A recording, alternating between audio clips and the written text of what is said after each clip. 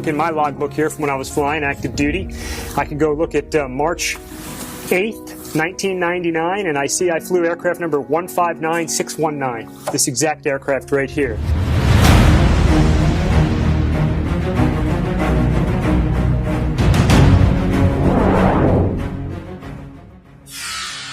It was a very dark night out in the middle of the ocean, and no horizon that you can see, so you have to rely on your instruments.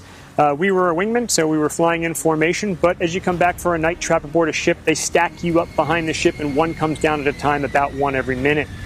We had gone over into our stack, and we were just waiting for our turn to come down the chute, as we call it, and land on the carrier, and the whole jet shook violently, like, and went completely black. It was a total electrical failure. The jet's still flying, the engines are still running. We have steam gauges, we call them, some of these things right here that do AOA and pressure to tell us our airspeed. But we had no electronics, nothing that we really need to land aboard the carrier as a solo.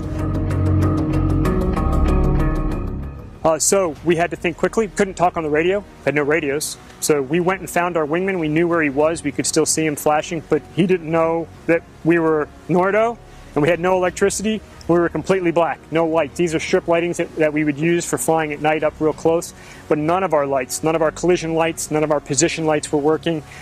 So we got our flashlights out. We flew near him because we could see him and showed him our flashlights till we were confident that he could see him and we could approach closer. And so we flew formation on him. The Penguin did an absolutely outstanding job. We had our flashlights on. We could see our instruments. We flew formation all the way down the chute, so you're looking at an aircraft right next to you while you're flying down.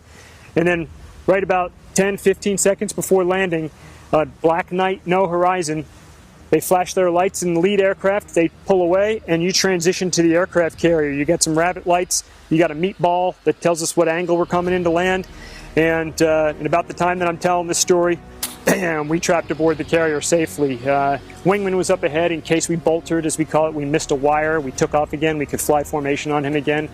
But we trapped, and I tell you, that's the most adrenaline I've had in my life. I didn't sleep well that night, you know, your body's shaking a little bit. But she brought us home.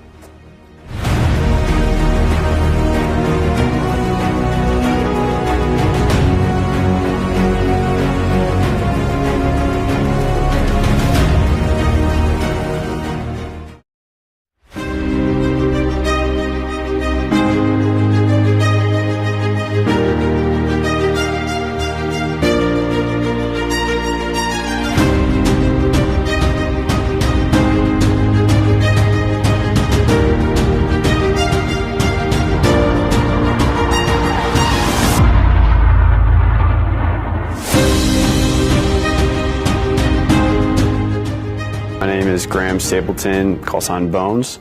My grandfather was a pilot in World War II. My father was a naval aviator. My grandfather on my dad's side was an air crewman in a B-17 in the Korean War. So the military is a little bit of a family deal. Top Gun was born from an unacceptable kill-to-loss ratio in the Vietnam War. We had a kill-to-loss ratio of 2-to-1, meaning that for every 2 killed, when the first graduates came back to the Vietnam War, that kill-to-loss ratio went from 2-to-1 up to 12-to-1, and it helped turn the tide in the air wars. I think Hollywood has done a number on what people think that Top Gun is all about. I think everybody here is very invested in teaching to make sure that we can win in combat. To me, that is the most important thing, that all of the instructors that I work with, they are less concerned with the glam and everything and more concerned with how can I be the best teacher that I can to ensure that this person that I'm training for 13 weeks, I have 13 weeks of time to train them. How can I make them as lethal as possible so that they can win in combat when the time comes? That is what having the patch means to me, is that you are a gifted instructor and you can teach people that come through these halls so that they can be a force multiplier when they go back to the fleet. So we're teaching the teachers who then go out, teach everybody how to be better at tactically executing aerial combat or air-to-surface employments. By creating somebody who is very talented and who also can teach very well, that person can then leave the course after having learned all that information and go out and teach the entire fleet better. So you never know who's going to be called upon to take that shot. You need people that are focused on warfighting and teaching everyone so that the entire level of the fleet gets raised so that we can win.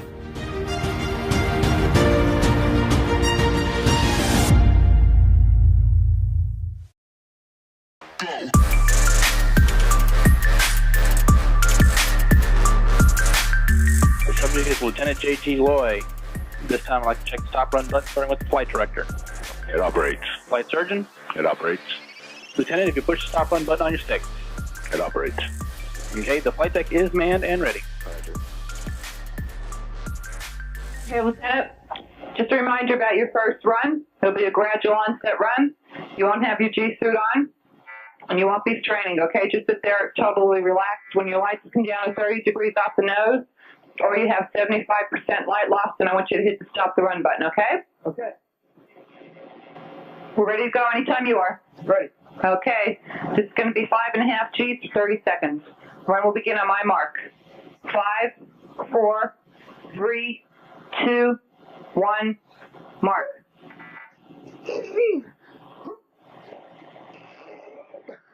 Okay, hold it for 3 seconds.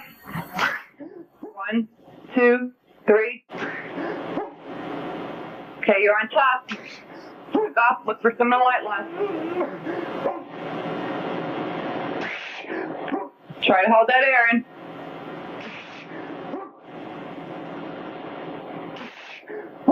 Slack off and look for the light loss.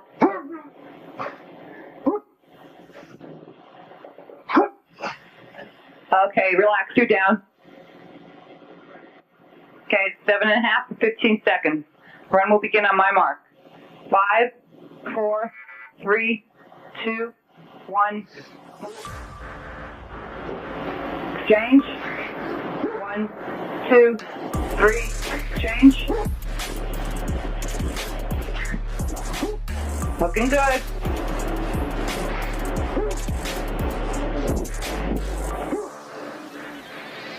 Okay, keep training and relax. Good job.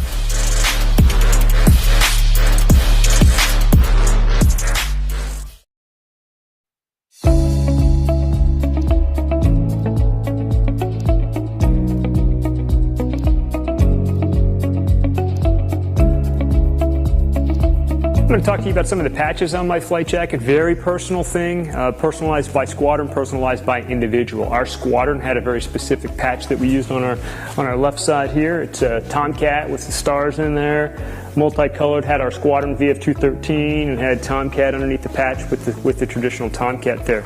Coming across right here is always the same thing. It's your warfare designator. Here in my case, a set of Naval Flight Officer wings. I've got my name on there.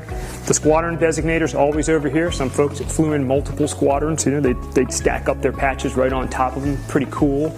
Over here, a standard patch we wore on our flight suits for the Black Lions. This is a nice big triangle patch with a Tomcat on it. And then I've got 2 more here that are my personal patches for traditional, when you get 100 traps or a Centurion on a carrier.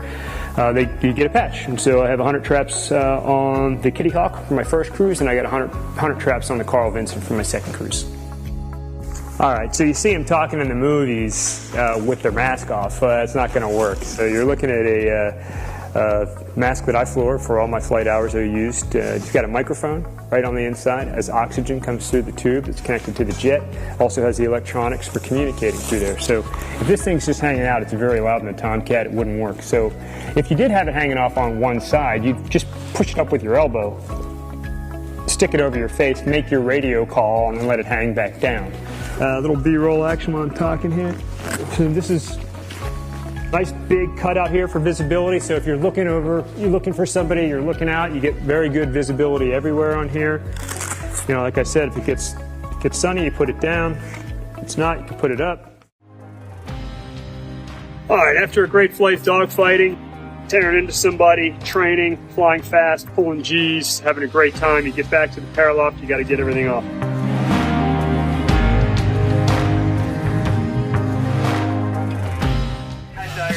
Rick Roy, call sign Lucky. Just want to welcome you aboard and hope you have a great tire cruise.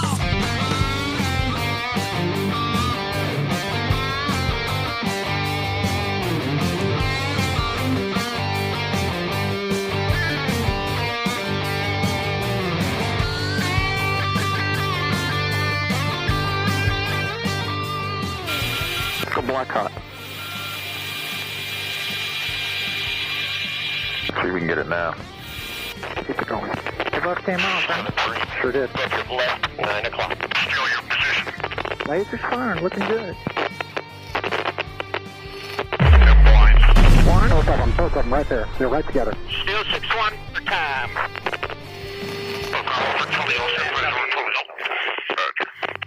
Woo, baby!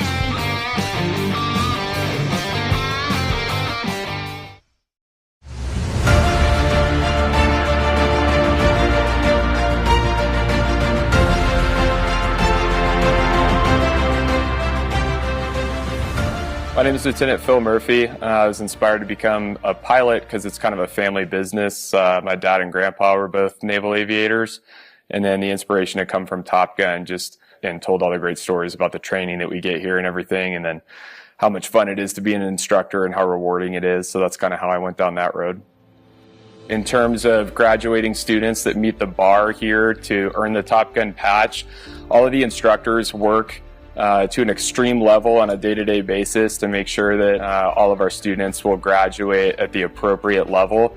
So it takes a ton of work from every single instructor on staff in order to ensure that every single student graduates at that bar. Brotherhood, camaraderie, teamwork, all things we're very familiar with here. So Top Gun, since it was founded in 1969, has been an organization led by junior officers.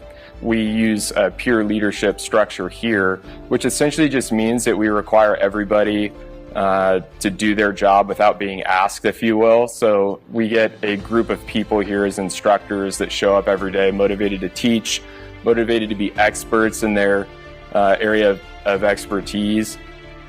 So in terms of legacy, I don't want to be specifically remembered. I just want to be a contributing member of one of the generations of Top Gun instructors that carried the overall legacy of the institution forward and handed it off to the next group in good terms. So the story of fines regarding quoting the Top Gun movies is true. The new movie was actually really cool because a lot of the flying shots are real. And a lot of the flying was executed by other junior officers, so it's in keeping of the tradition of Top Gun being a JO-run organization. And we had fleet aviators from all over the country contributing to those flying shots that were in the new movie. My name is Michael McBride, call sign Shady. I'm the current Top Gun executive officer. What inspired me to be a Top Gun instructor was I grew up in Kingsville, Texas, small town. Near a jet training base, and my dad is a retired Navy chief. I grew up watching jets fly over my hometown, as well as my dad was a huge inspiration for me to fly aircraft. The way that we operate here at Top Gun is this organization is mainly driven by lieutenants or basically junior 04s. My job clearly is to support them in running the Top Gun course and running the Top Gun syllabus. In that, we have very high standards for the course. So a normal Top Gun instructor is here for approximately 33 to 36 months. The instructors at Top Gun are here to do one thing and one thing only, and that's teach others to win in combat. We want to make the most lethal aviators across the Department of Defense. Most days for a Top Gun instructor run between 14 to 16 hours here. That includes flying, instructing the course, or for that matter, in the simulators working to get better. We pride ourselves on 3 traits for a Top Gun instructor, and that's humble, credible, and approachable. Not just for our Top Gun IPs, but also for our graduates that go out to the fleet. I think there is a brotherhood that definitely exists, and I think that comes from having a very high-functioning culture with top-performing individuals coming in every day and working with kind of the best aviators in the U.S. Navy drives you, motivates you, obviously, clearly to be better, and sets a culture of almost kind of like continuous excellence or continuous pursuit of perfection in everything that we're doing with respect to like aerial combat. I think that the new movie Maverick that came out, I think some of the flying scenes in there were incredible. They were flown by actual lieutenants and fleet aviators. which is important because in the U.S. Navy, that's where all of our talent is. That's where we push it to. Those are our leaders. Those will be our combat performers. So the fact that they had the opportunity to participate in that flight and fly the actors, I think, was a very unique experience and not something that we've seen, more so than the previous movie that actually took place. So I think they did a very good job with it.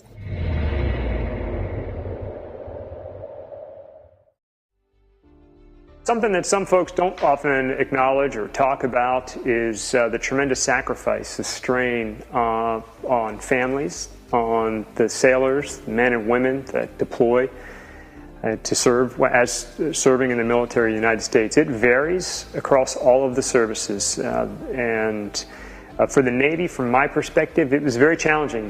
You spend a year plus what we call workups, preparing an entire air wing, preparing a ship to be deployed. And the whole air wing comes aboard the ship and off you go, and you don't come back for 6 months. Op tempo in recent times, and it varies at different times, you could come back in 7, 8, 9, 10 months in times of war, sometimes even longer.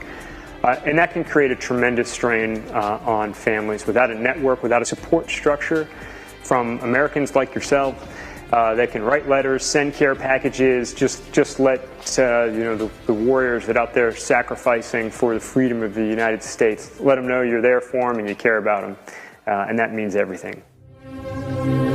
My name is Jamie Jameson, and I'm the museum manager at the Florida Air Museum. So I grew up, I'm a military brat. My dad was in the Navy, so some of my earliest memories are watching movies like Top Gun and going, oh, there's Dad. There's Dad. Every character was Dad. And then going out to the runways at North Island in San Diego and watching the aircraft take off and land and waving at the pilots. So the sound of the aircraft, even it's kind of funny, the smell of the oil, all of that brings back memories of my childhood and just makes it feel like home when I'm here. I've been with the Florida Air Museum for about 3 years. I started in September of 2017. The museum itself is made up of a collection of assets. They're either artifacts that belong to people or individuals, but really help to tell the story of aviation in the state of Florida. I love having student groups in here. We talk about a pilot named Ruth Elder, and she was a female pilot from Lakeland that tried to make the first transatlantic crossing before even Amelia Earhart does. So it's really fascinating to kind of weave into those stories that aren't really well known, but that emphasize the role of aviation in the state of Florida. So my favorite plane on property, oh, that's like asking who my favorite child is, but my favorite plane that I kind of come to time and time again is Loving's Love.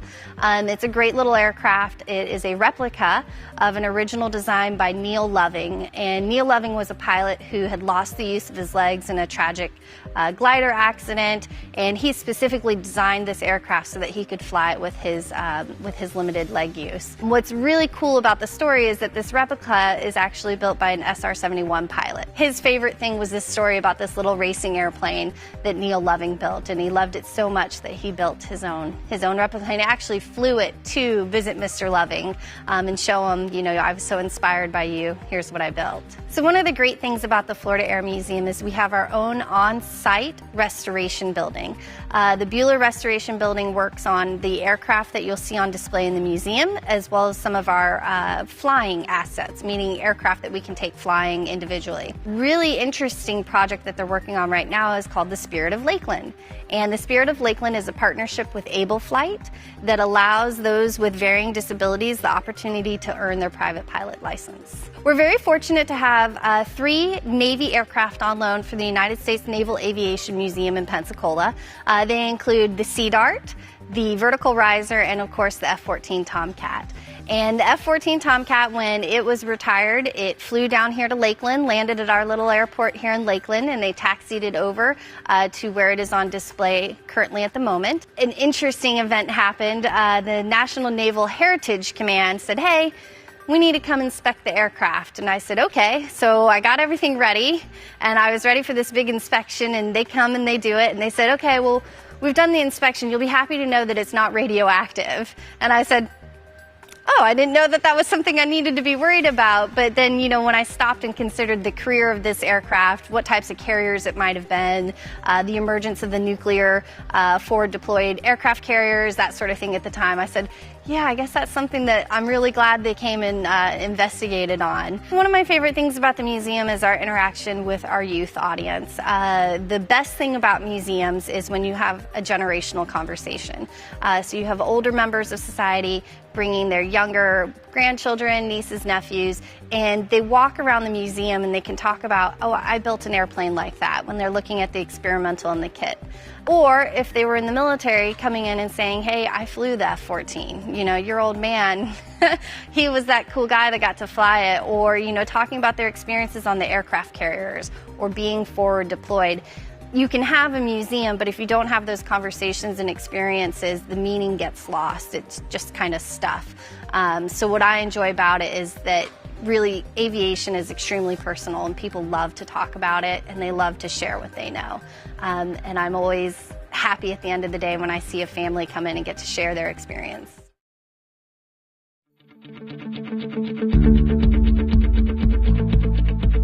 One of the nicknames they gave the Tomcat over the years was the turkey.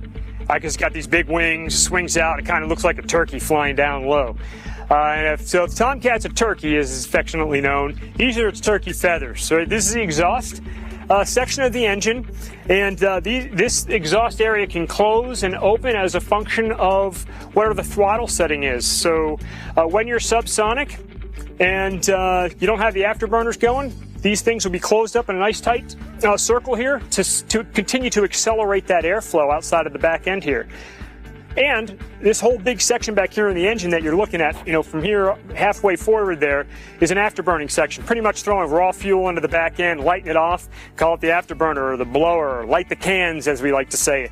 When we do that, these turkey feathers open up because as you light those cans, that airflow ignites and becomes supersonic. In order to accelerate supersonic airflow, we're actually going to do the opposite of what you'd think of as a nozzle like on your garden hose, and we're going to open up. And this opening, this larger area by about 10%, is going to accelerate the airflow out the back, giving you even more efficiency using the afterburners.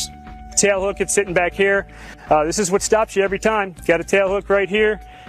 This guy sits up when you're flying around, but you'd put it down. You know, right now they've got it wired up for safety, but it would come all the way down. It's held down by some snubber pressure, and it's what grabs the wire when you're landing on the carrier. We also have a dump mast right here, and when we needed to, you needed to get down to max trap, or the maximum amount of weight you could have when you're trapping aboard the carrier, you'd have to dump some fuel sometimes, and so we could dump a lot of fuel out of this dump mast. Fortunately, in the Tomcat with its afterburners, we could burn gas faster than we could dump gas. So why would you use a dump when you can just burn it up and have some fun and go fast, which is what we normally do. I feel like I can fly this thing now. You've given me that adrenaline rush.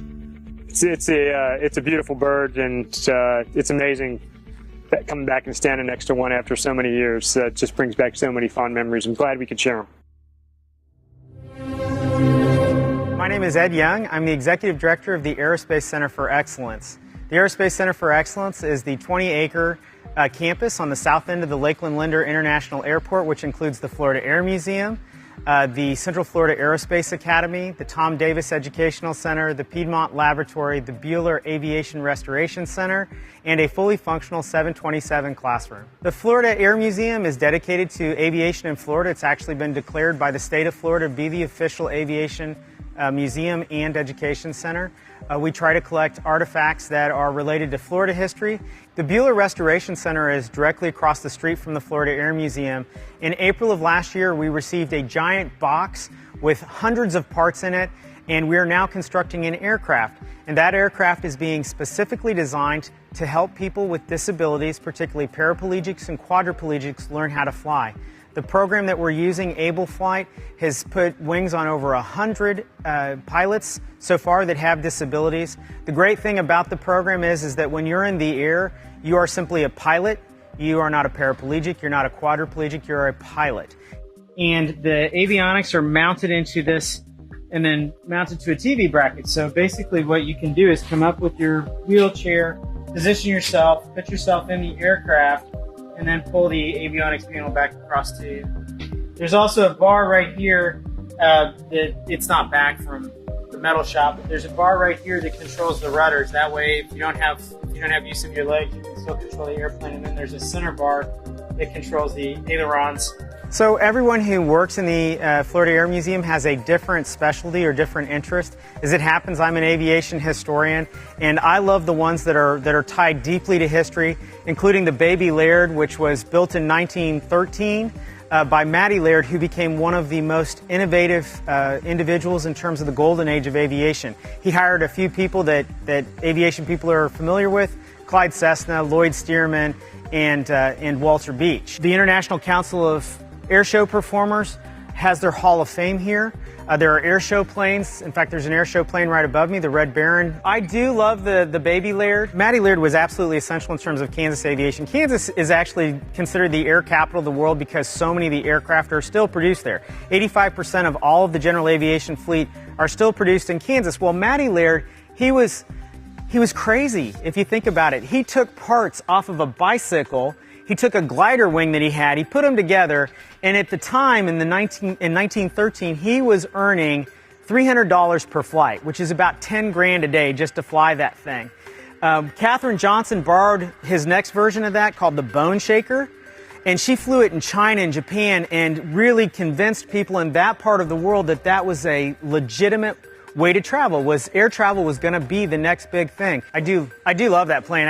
I climb in it every time I get a chance. The other really super cool one, the Ford Flivver back there.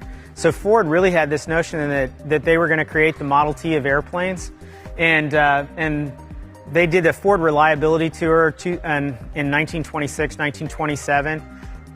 They really thought that plane was gonna be parked in everybody's garage. The Pete and Pull, I love the Pete and Pull. So originally, when they built the Pete and Pulls, they used Model T engines, and the radiator would sit in front of you. So you had to land it by guess, by feel, by looking out the side of the plane because the engine was right directly in front of you. That plane flew in here, and all those awards that you see in front of that plane were awards that plane won because it was so cool. The design was so neat. And it was so true to the history. But that's a pretty amazing plane. The Florida Air Museum is a unique collection of specifically Florida items and then a little bit of militaria. So you have a chance to walk into the history of Florida, trace the roots of some great aviators from across the state, see some of the airplanes that really made a huge difference in terms of the development of aviation. The very first commercial flight, most people don't know, was a scheduled flight in Tampa Bay. It was a seaplane that flew from one side of the bay to the other. Florida has been incredibly important in terms of aviation because we have so many good days of the year to fly. The reason that the Space Center is here is because this is an awesome place for aviation type weather and aviation development. At the end of the day, he's used to going 750 plus miles per hour. And now we're going to take a little ride on your little SR-20.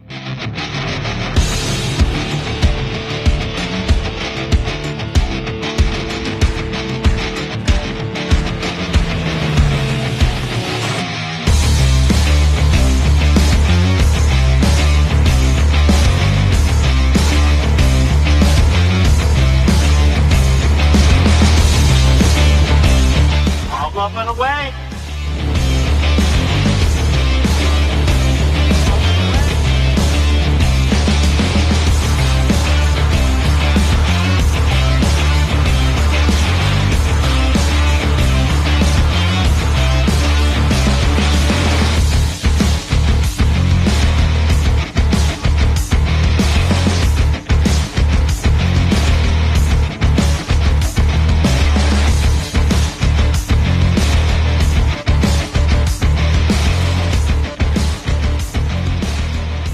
And the only reason I like riding, or I'm willing to ride, on a single-engine aircraft like Cirrus is because it has a parachute. Over 500 feet, right? Over 500 feet. See? I should be a pilot. He's ready to go. I'm qualified. You're qualified to make that thing happen if you had to. Lucky. We don't ever want to use that, though. That would be unlucky. I'd rather go in one of these, though. Indeed. You're going to make that happen? We're going to try. F-35? No, that's single seat only. Oh, is it? F-18F. It's a two-seater. F-18F. Let's go. Thanks, bud. Right on. All right, let's go drink. Nah.